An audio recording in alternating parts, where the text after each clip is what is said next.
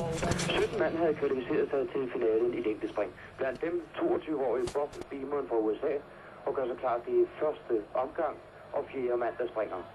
Afsætte på planken, helt aldeles perfekt. Og hør bifaldet fra tilskuerne.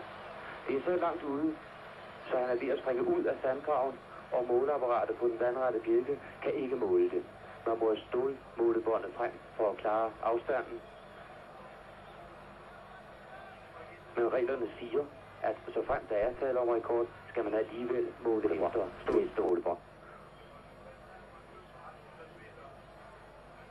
Alle sammen ved, at det er et fremragende spring. Langt bedre end nogen anden har sprunget før.